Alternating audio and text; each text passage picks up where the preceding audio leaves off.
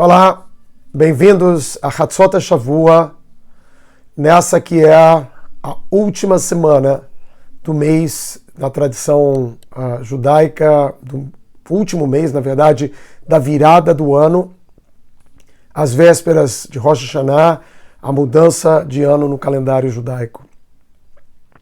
Essa não é a última parashá, o último texto, né? A Torá ainda tem outros três textos, na verdade, né, que são ainda lidos nas sinagogas, que são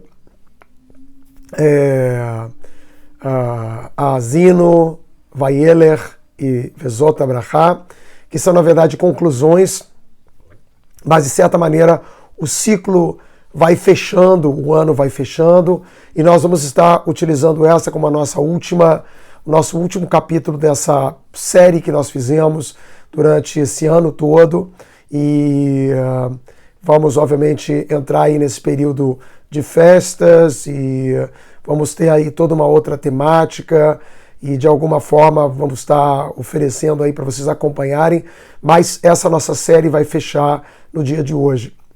E a parashá, que é essa, de certa forma, um encerramento espiritual, depois você tem ali quase que um ritual, né, emotivo de fechamento da Torá, onde a Azino é um canto né? Vemos ali quase que uma performance de fechamento, né? Que é uma coisa que os seres humanos gostam de fazer para dar sentido, valor às coisas. E tem então esses trechos que são literalmente os epílogos da Torá.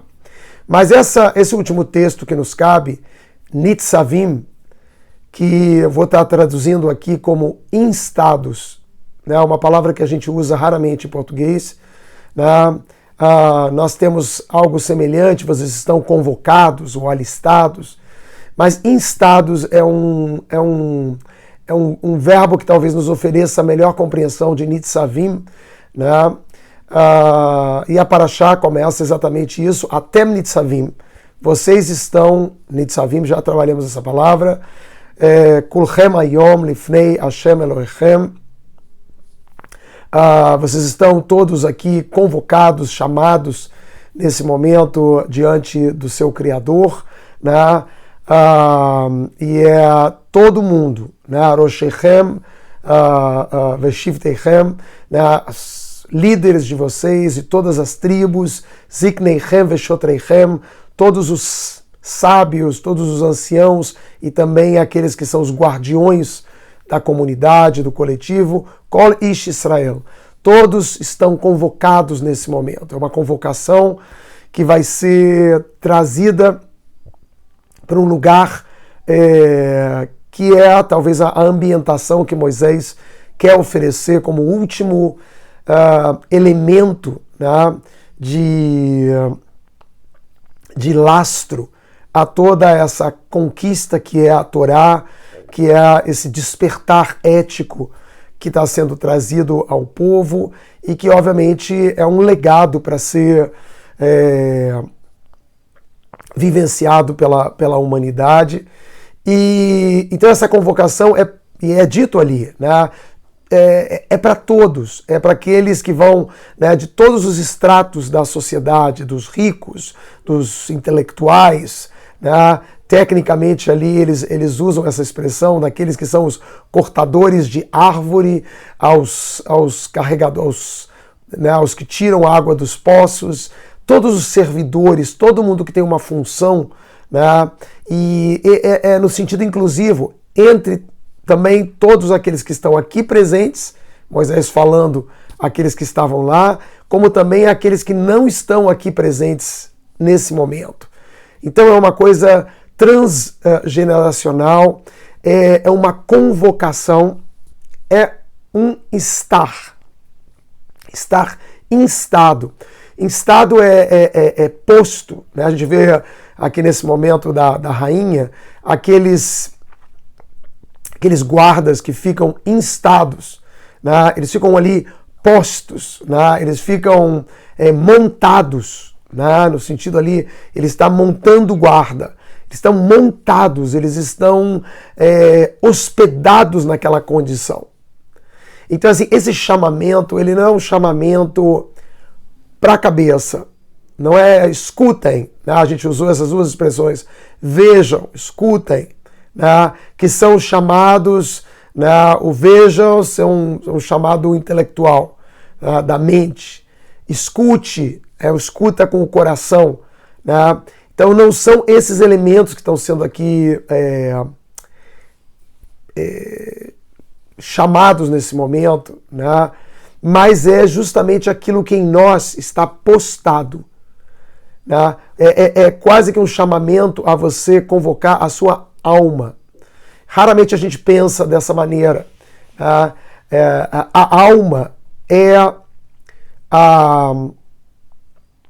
a codificação em nós do sentido da nossa existência, né? É o nosso cordão umbilical com uma história que é muito maior do que a nossa consciência, que historicamente tem 5, 6, 7 mil anos, né, como uma construção coletiva, mas quando há esse chamado da Torá, é para que você se apresente com aquilo que é mais profundo de você, né? Aquilo que está posto em você, que está montado em você, que monta guarda em você, que é essa instância, né? Vejam aí a palavra instância, que é um estado,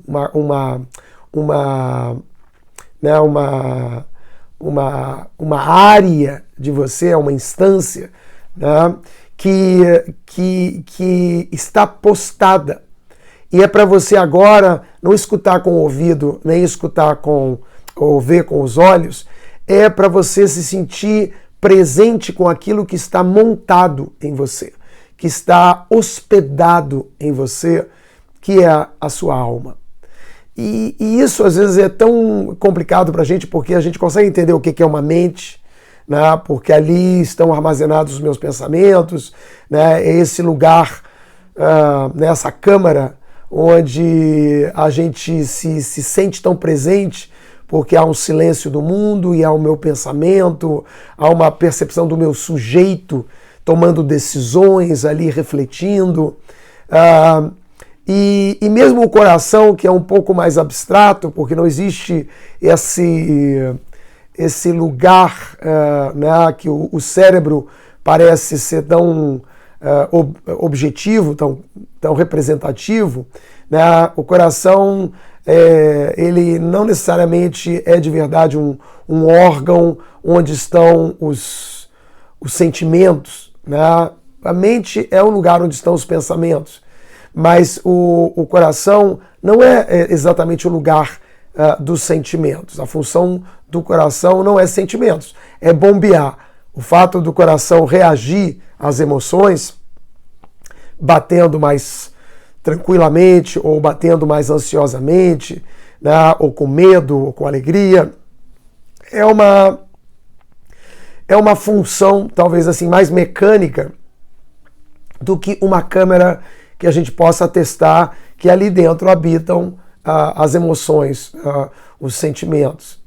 Mas, de qualquer maneira, todos nós entendemos o que é o coração e o que é essa referência, não para os nossos pensamentos, mas as nossas emoções, que bombardeiam o tempo todo a nossa experiência de vida, e a gente chama o coração dessa câmera que recebe e elabora sentimentos. Na verdade, é um grande sistema, né, sensorial que nós temos, mas essas divisões elas nos ajudam sistemicamente a entender instâncias que existem dentro de nós. Mas existe uma outra instância, que é essa que está sendo convocada por Moisés. Não mental, não de coração, mas da presença. É o lugar onde vocês podem se sentir mais profundamente presentes, porque é a condição mais profunda da sua existência como uma individualidade, né? É daquilo que está postado em você, que está encravado, hospedado nessa experiência de vida que se chama eu ou você.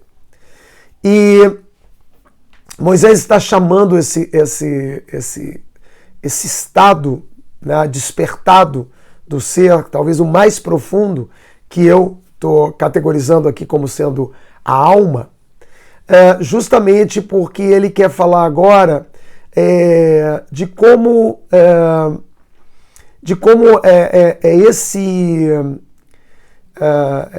desse lugar, dessa profundidade que você vai realmente poder perceber o que está em jogo nesse instante.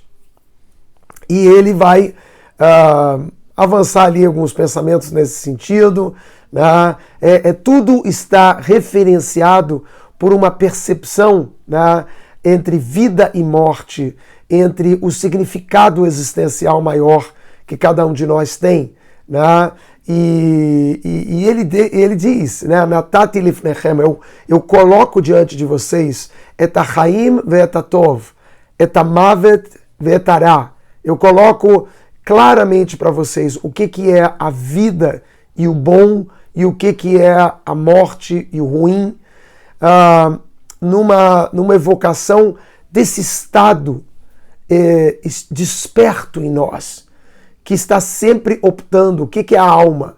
Né? É essa essência codificada em nós que quer optar pela vida e pelo bom.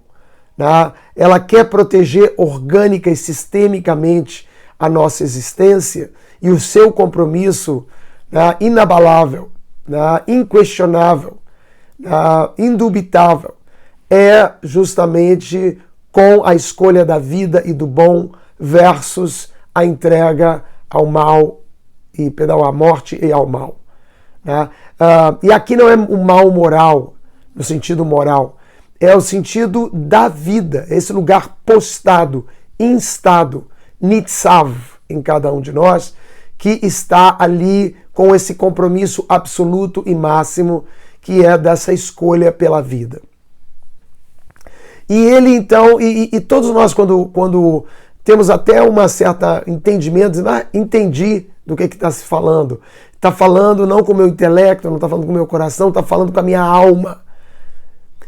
E se parece que a gente entende isso, na verdade a gente tem uma grande dúvida, né? Porque eu sei para que pensa o coração, né? Qual é a função, da mente, qual é a função da mente para eu escolher a vida e o bom, né? A razoabilidade, as escolhas inteligentes que vão tender a proteger a vida e proteger o sistema que é a minha existência. Eu entendo a função da mente. Eu entendo a função do coração que tenta equilibrar esses disparadores, né, motivacionais, que são as emoções, né, que me fazem ficar alegre, sentido, né, que me fazem ficar raivoso, amoroso, né, essas emoções que né, como um motor a combustão, me levam à frente, me levam fazendo pequenos propósitos, né, emocionados pelos meus sentimentos. E eu entendo que instância é essa. Quando eu falo da alma, que é essa coisa hospedada, postada dentro de mim, eu não sei qual é o recurso dela. O que ela faz? O que essa alma, né, como ela se manifesta, né, como ela pode ser entendida por mim e de alguma forma ser participativa na gestão das minhas escolhas pela vida.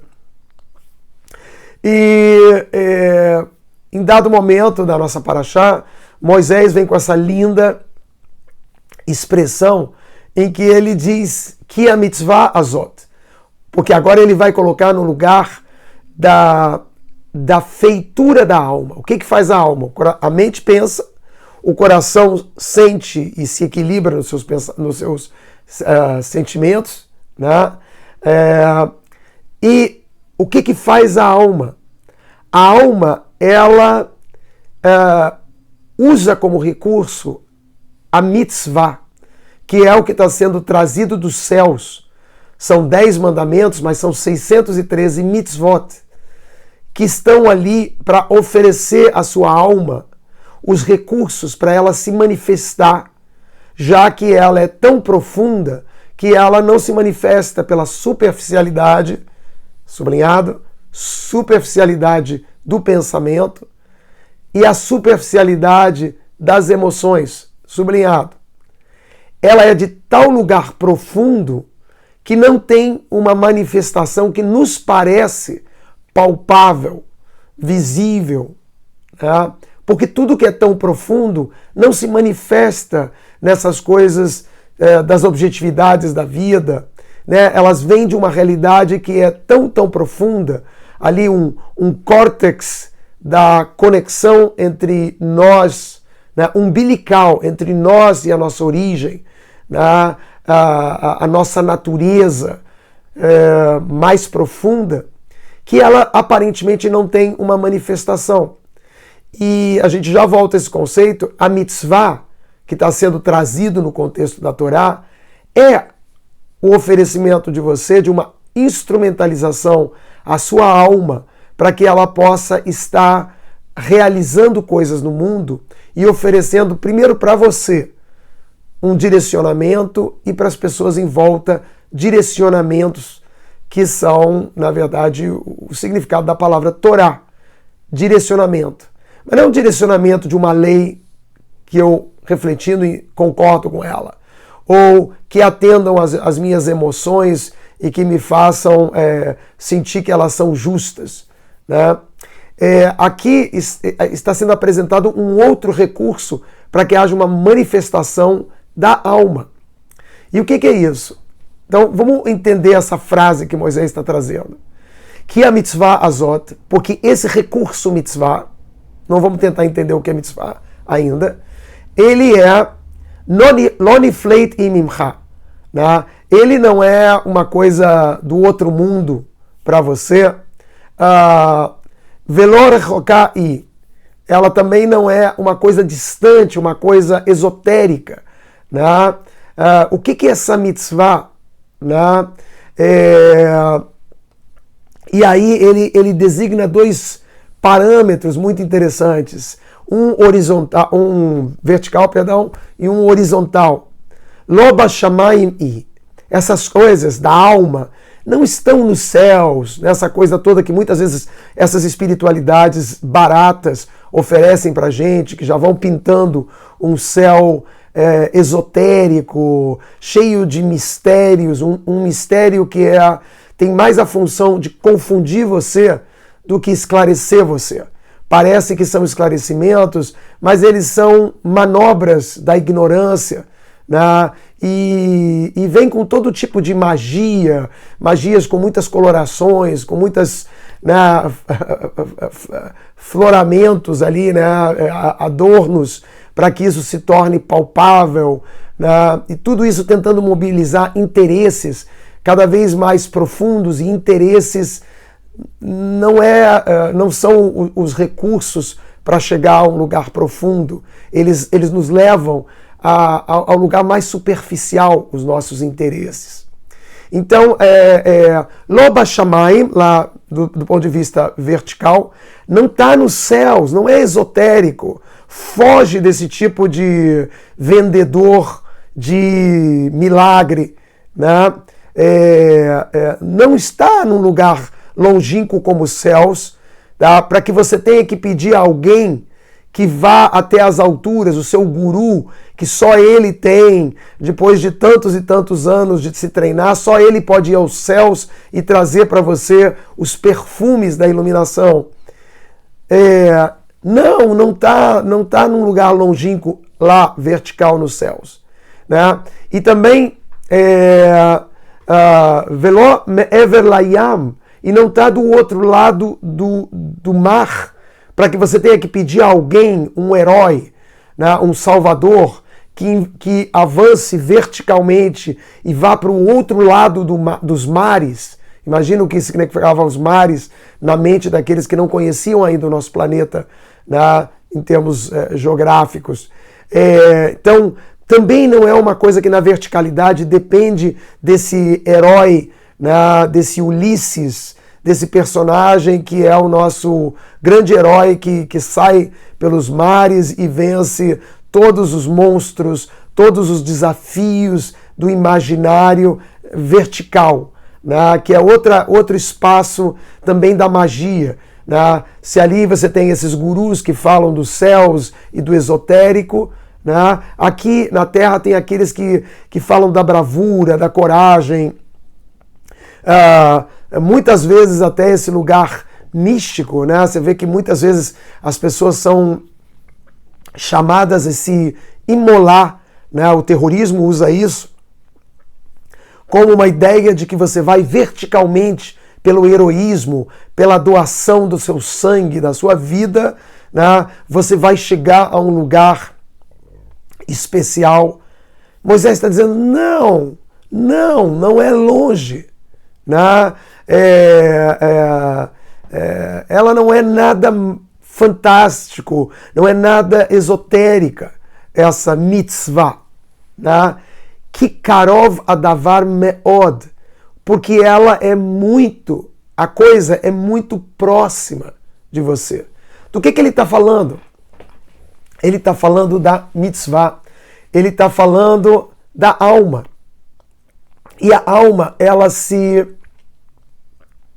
manifesta por mitzvah. O que é isso, uma mitzvah? Agora eu vou tentar rapidamente nos minutos que a gente tem, para fechar a Torá, porque a Torá é toda sobre esse aparelhamento do ser humano, de oferecer à sua alma instrumentos para que ela esteja participando, desperta e presente nas suas escolhas pela vida, versus escolhas que são na contramão da vida. E onde que você vê uma mitzvah? Mitzvah é um chamamento, é um chamamento, eu vou colocar aqui num lugar muito, digamos assim, particular dos judeus, onde a identidade judaica ela ajuda a compreender a mitzvah, mas ela é extensiva, a essa linguagem da alma. Vamos ver se eu consigo me fazer entender.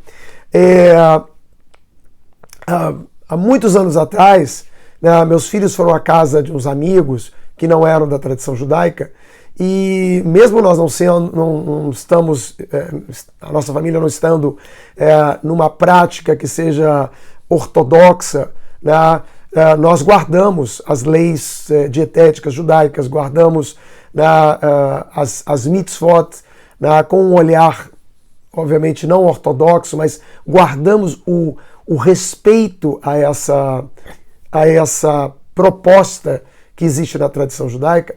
E quando uma pessoa ofereceu ali um alimento para as crianças, elas eram pequenas, o meu filho, que era o mais velho, e tudo ali na casa, eram os dois, ele e minha filha do meio, ele muito, assim, sem linguagem, ele tentou explicar, devia ter uns 5 anos, ele tentou explicar para a dona da casa que ele não podia comer aquilo.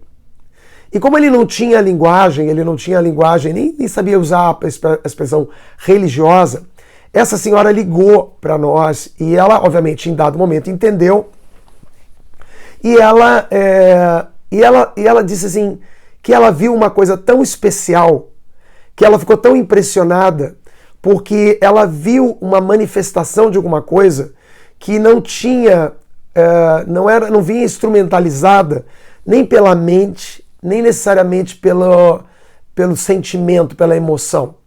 Ali havia um compromisso, mas era mais do que um compromisso só comigo, com a família, com a tradição da família, com o pai que era rabino, o compromisso com a comunidade judaica. Não, crianças, entendem muito claramente que existem momentos onde a sua escolha ela é uma escolha de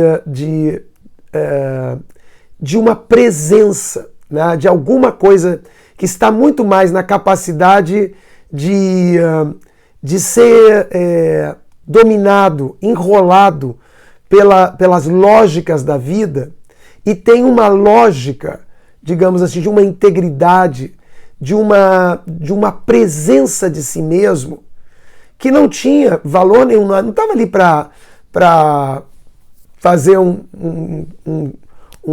checar, assim, uma obrigação judaica. Não era checar uma obrigação com o meu pai ou com a minha família. Era alguma coisa que ele entendia que era uma gestão de escolhas pela vida e que vinha de um lugar tão profundo que não tinha e não precisava nem de reflexão, nem de sentimentos para argumentar a validade, a legitimidade daquela proposição. Então, assim, o que eu estou falando é que, da maneira própria que a tradição judaica teve, ela criou elementos, agora não mais para uma criança, mas pessoas que são adultas, elementos de um compromisso com algo maior, pode chamar as coisas do bem, um compromisso com a vida, a escolha da vida e do bom versus a escolha da morte e do mal. E esse desejo dessa escolha, daquilo que está postado em você, instado em você, daquilo que está ali montado, hospedado em você, que tem uma satisfação enorme em escolher a vida e o bom, né? De você oferecer à pessoa, né, esses instrumentos para que essa alma se manifeste, assim como a minha mente e intelectualidade se manifesta com seus pensamentos muito organizados, muito, né, coordenados, né, e assim como as minhas emoções que se apresentam com uma autenticidade, uma legitimidade inquestionável das emoções, dos desejos, das coisas que passam via o coração. E como o ser humano tem que ter noção de que dentro dele existe essa instância da alma.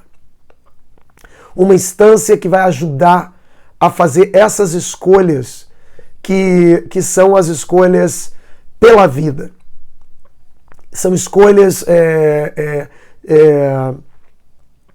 em que há um encaixe, um alinhamento entre o que você de verdade é na sua existência e o que você está fazendo de verdade aqui. Porque a função que você tem, apesar do dia a dia parecer que são os nossos interesses, a sua função é atender à escolha do que é da vida e é bom, né? É do bem. Esse é um conceito, né? Esses dias eu coloquei uma palavra que eu vejo que ela é tão complexa, as pessoas estão tão alijadas ou tão afastadas desse conceito, e ele é fundamental. E eu trago aqui como alguns breves pensamentos, porque o que se evoca com a mitzvah, o que se evoca para instrumentalizar a alma, não são emoções, a compaixão, né? O que você evoca são dois elementos que as pessoas têm dificuldade de entender. O primeiro é o amor, que todo mundo acha que é a compaixão, que é uma emoção, uma capacidade de generosidade via emocional que o ser humano tem. Mas a alma, ela se relaciona com o universo ou com Deus por dois caminhos. O amor, que é uma das manifestações digamos assim, desse elemento postado em nós, instado em nós, que ama a vida, ama o Criador, né? Aí a linguagem que você quiser construir da sua religiosidade, da sua espiritualidade, né? Mas ama e por amor, né? Se apresenta na escolha pela vida. E a outra palavra, que é essa que as pessoas têm mais dificuldade, é o temor. Porque o temor, ele não é o medo de ser punido, o medo esse dos interesses, né? Assim como a compaixão é um amor das emoções, o temor é uma emoção também dos interesses, né? Então a gente não está falando desse amor e desse temor. Nós estamos falando dos instrumentos da alma, que são um amor ao seu Criador ou à criação, né? E nesse amor, uma sensação muito clara das escolhas pela vida e pelo bem. E por outro viés é o temor. O temor aqui, que é a reverência, a seriedade, a importância, a relevância das coisas, né? Que vai por um caminho rigoroso. Mas era isso que meu filho estava dizendo para aquela senhora quando estava rejeitando, sei lá, um hambúrguer, o que ela estava oferecendo para ele, né? Aquilo tinha elementos, né, de alma e tinha elementos de um temor. Ele não estava com medo de mim ou com medo de caísse um raio na cabeça dele.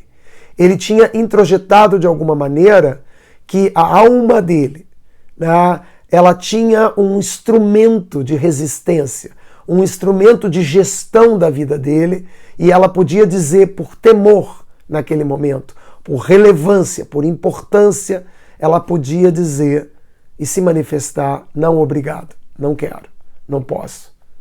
Né?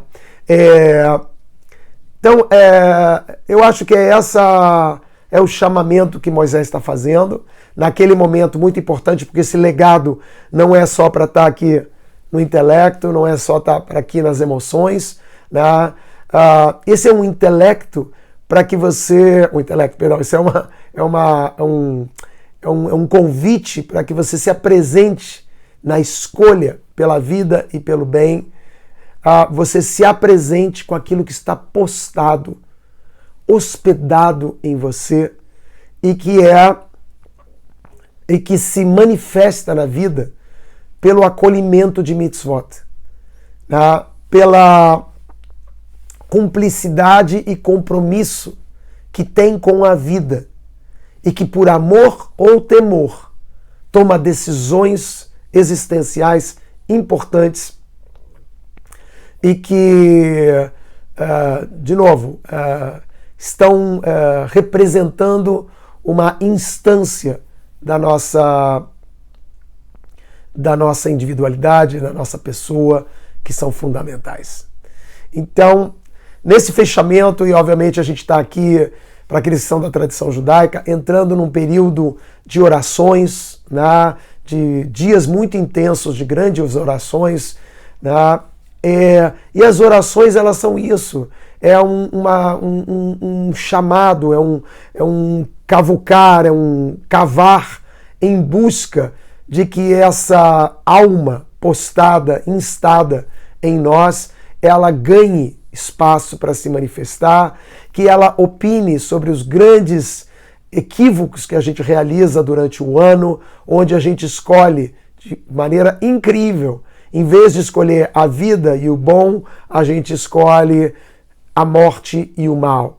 Né? Como a gente é capaz de fazer essa escolha que das profundezas, né, desse lugar mais compromissado com a vida, é um ato errado, equivocado, absurdo, mas que pelos interesses a gente acaba assumindo.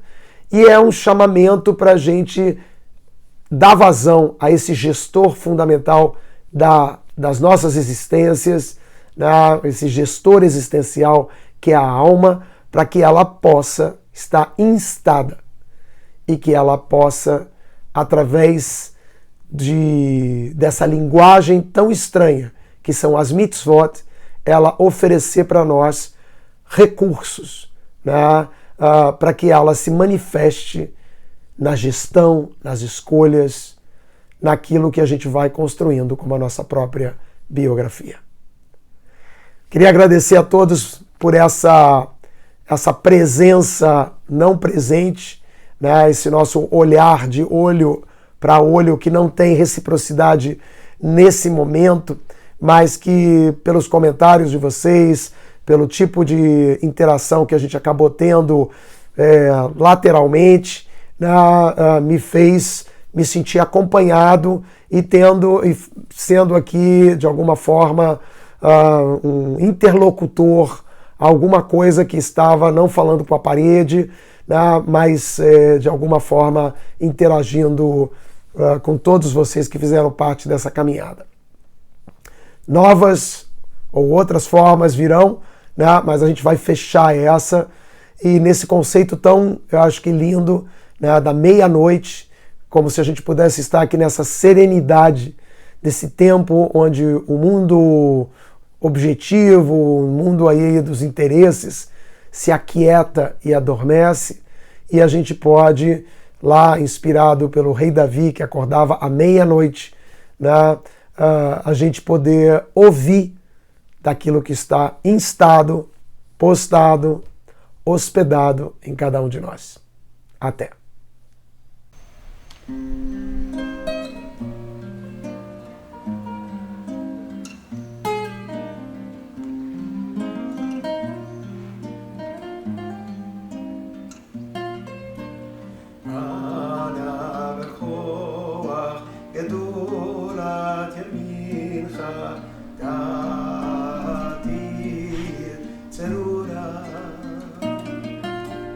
כמדינת עמך סגבנו טהרנו תודה. נא גיבור דושי ייחודך כבבת שומרם ברכם תרם נחמם צדקתך תמיד גומלם. אסין קדוש ברוב טובך נאה עבדתך יחיד גאה ימך בני זוכרי קדושתך. שבתנו כרם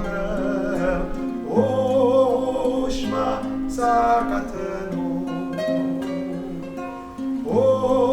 ושמע צעקתנו יודע אתה ארון.